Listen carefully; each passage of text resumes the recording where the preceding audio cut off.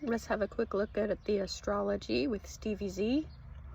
First of all, we've got Uranus and Jupiter in the earthy, stable sign of Taurus. So maybe you can expect those sort of things that, thinking about eccentric or strange things in our world. Maybe you can expect that to become a little bit more grounded and maybe, just not as worrisome.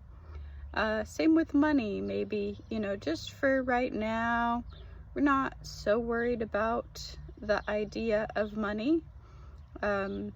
Jupiter and Taurus are really working in our communities and our social systems to help us find that balance between what we need and what we already have, and to make that work for us somehow. We've got an array of Aries aspects.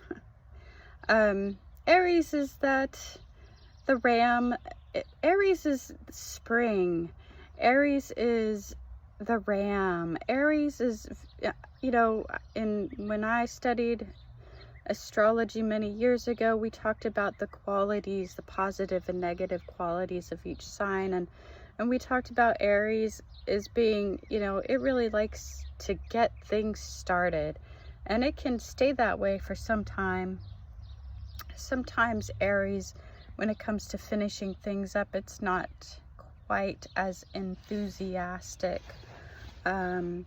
So right now, for a long time, we've had Chiron, the wounded healer, in Aries. And I feel like the sun is shining on that aspect more than any other aspect we've got going right now. Other than the fact that we have a few signs in Earth, we have these fiery signs in Aries.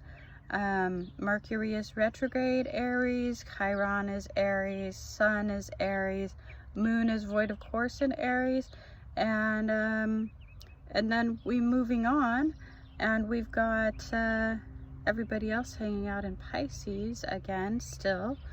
We've got Saturn and Neptune, who will be hanging out in Pisces for another year, 2 years each one, and so that's a very special time. Pisces signifies the feet and the soul, so the opposite of Aries.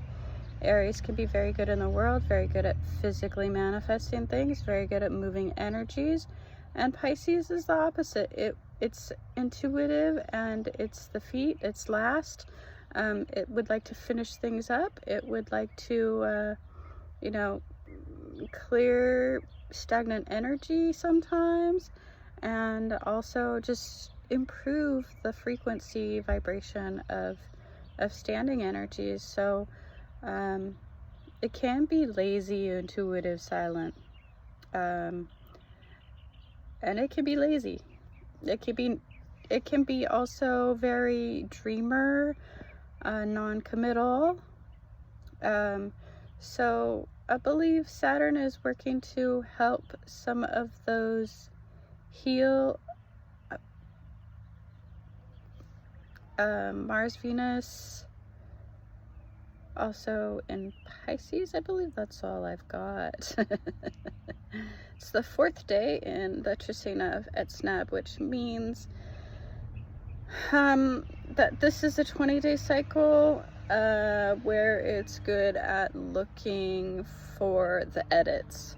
You look at your whole life, you look at those things, things, maybe something that you've been thinking about adding or subtracting for a long time, maybe peering into it a little bit deeper, and maybe just saying, well, I've got this, and I'm going to cut this out, so that way I have a little bit less to deal with. I can focus on these 3 main things in my life. Thank you.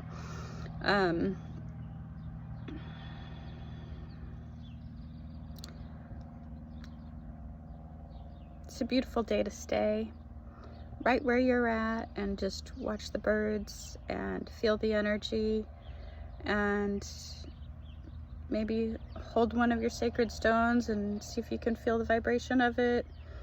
I've got a Lemurian crystal that I like to hang out with, and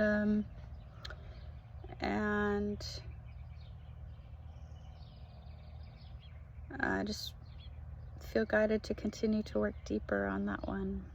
So, namaste.